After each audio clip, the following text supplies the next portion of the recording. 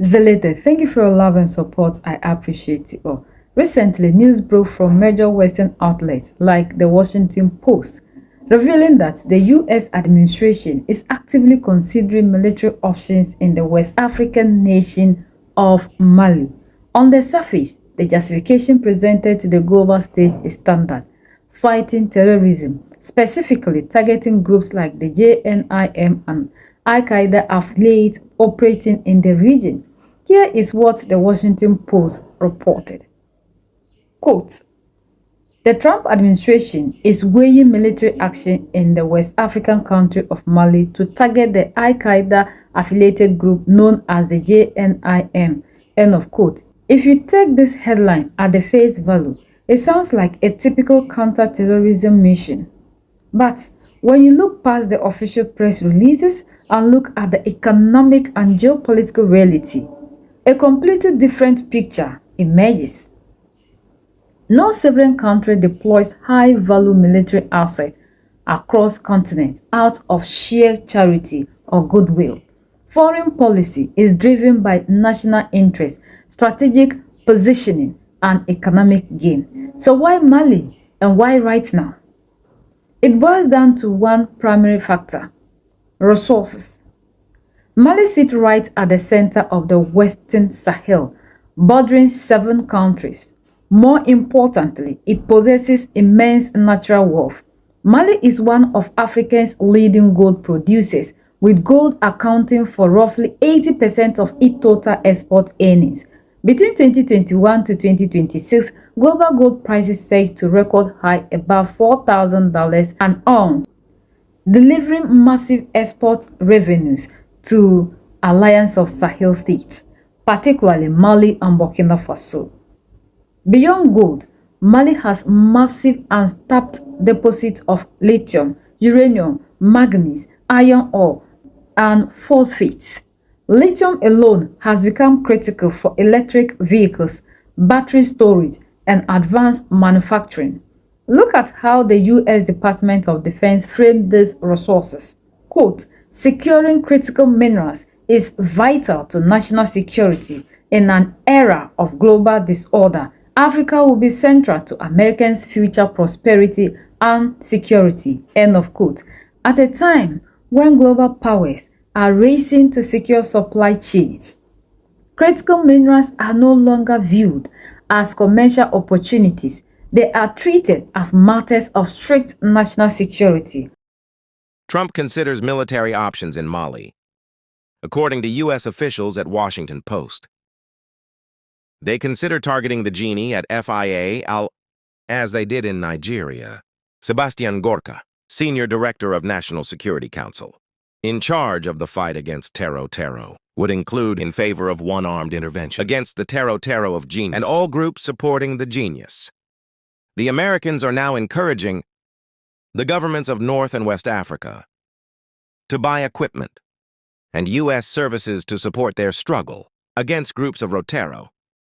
Americans call for partners, regional and NATO allies, to support the E.S. in its fight against the genie and the Islamic State. I don't know who this American administration advises, frankly, but for an American military intervention in the Sahel could have totally counterproductive.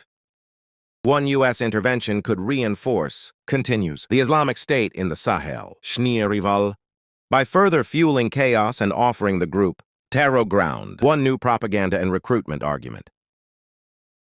We know that behind the pretext of the fight against terros, the United States is looking to regain a foothold in one region where their influence has declined sharply, and all this happens because the Russian presence in the Sahel hinders American and Western interests.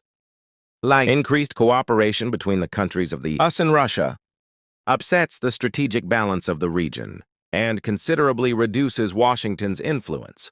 It is also a question of resources, of geopolitical positioning, that they go to support the Nigerians. Nigeria needs it. I don't know. There is Iran. They have not even finished with Iran. He wants to come and deliver, save Mali, haha. Okay, ha ha ha. Breaking news. the United States would consider to conduct one military operation in Mali. This is what the Washington Post reports, quoting, of a key official in Donald Trump's administration. Then the newspaper also reports that it would be, first of all, to be able first holds hostage who, as an American hostage, of course, who would have been captured in Niger and then detained by terrorist groups in Mali. Secondly, it would be to fight against the rise of terrorist groups such as all the genius that, continues to grow in the Sahel. While these same groups are financed by Westerners, so why not ask your Western partners to stop financing these terrorists? And thirdly, it would be for the United States, according to the Washington Post newspaper, and to fight or counter Russian influence in the Sahel, since according to them, and Russia would continue to gain ground in the Sahel, in Africa in general, and to try to gain influence. What to do? We have to bomb Mali. In any case, the Washington Post continues by stating that several types of military operations. Finally, military assistance would be provided. First, they plan airstrikes with the help of American military aircraft, but that they are also thinking about the resumption of reconnaissance flights by the United States, but perhaps, and to some extent also, one exchange or one sharing of information with the military. Mali, and then my question is to know what Mali asked you. Mali asked you for help, dear Washington. United States Donald Trump, Then if the answer is no, no interference in the defense affairs of Mali. Let Mali manage. Let Mali deal with the defense partner that he wants to agree and stay at home. I think that we still agree that you have one file, very heavy, that continues to weigh on your head. The Iranian file you finished with. No, the file, finally, you have to like the chaos in Syria. That's it, you're up. You are gone, okay? In Nigeria, are the terrorist groups over? They left Nigeria. The answer is always no. So take care of those UN files elsewhere before committing to land. Or you do not master the ground that you clearly you do not master. En tout cas, tell me in the comments what you think. But the United States and Mali, it's one big no family. On top of that, over the last few years, Mali rewritten 8 mining codes to increase state ownership, recover more revenue, and renegotiate contracts with foreign corporations. When several African states assert control over their own minerals and demand fair equity, foreign powers lose their traditional leverage. That is where the military intervention comes into play. Look at the logical flows in this proposed U.S. intervention. Report states that senior figures like Sebastian Gorka, the senior director for counterterrorism, are pushing for military strikes. Quote, the Washington Post noted, the United States has been urging the governments in North and West Africa to purchase United States equipment and services to support their war effort against the TT activities. First, the U.S. wants regional governments to buy American weapons and align their security architecture straightly with the West rather than shopping with China, Russia, or Turkey. Second, look at who they claim they want to target. The proposed strikes focus on GNIM, but on the ground, combat operations involve multiple armed groups working in tactical collaboration, including separatist rebel factions. Reports from French security sources reveal that Western intelligence partners and Ukrainian military intelligence have actively provided drone warfare training and intelligence support to Tuareg rebel forces in northern Mali.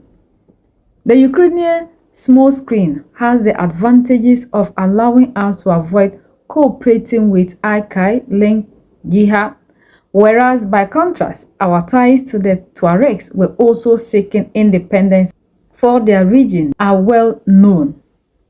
This creates a massive contradiction. The F rebels and GT operate under a shared umbrella, coordinate attack together, and share leadership networks from the same communities.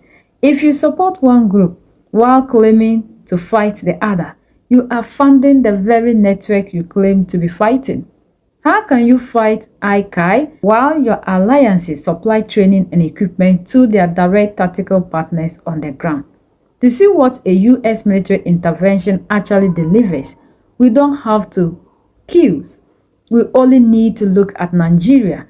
Earlier, similar arguments were made regarding US military assistance and intelligence sharing in Nigeria. Nigeria was encouraged to stop buying weapons from China and realign its defense strategy with Washington. US forces were deployed, strikes were carried out, and it was labeled as success. What has actually changed on the ground in Nigeria since then? Has banditry stopped? Has insecurity been eliminated? Are ordinary citizens safer today? The answer is no. Insecurity, rural banditry, and violence continue across the region. The only thing that actually changed was that Nigerians' defense apparatus was brought into closer alignment with US geopolitical interests. The primary goal of foreign military intervention is rarely the total eradication of local insecurity. It is securing strategic access and keeping host nations dependent on foreign defense supply chains. This entire push is backed by psychological operations. On July 16th, the US Army activated its first specialized psychological operation campaign specifically focused on African Delta Company under the 7th Psychological Operation Battalion. So, the question is, will our all-in-all, the savior, the protector, the unifier, the messiah, General Assimi Goïta, allow Mali to be used for this operation? Will he agree that the United States of America will now supply them with, and then move away from Russia and China? What will be the step? We are only waiting to hear the final answer from our all-in-all, because with what we know so far, without the help of foreign partners, we have seen total defeat on the side of the TT that are trying to destabilize Mali.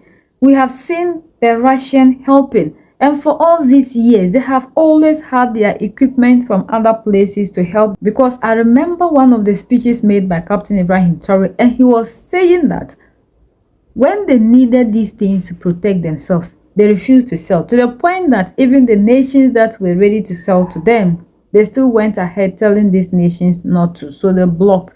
What has changed? Why is it that now that Mali is winning, we are having people who want to conduct this operation? Leave your thoughts in the comment section. If you haven't subscribed, please subscribe, like, share, and comment. We are the only ones that can set ourselves free. United we stand, divided we fall, and united we keep standing forever and ever.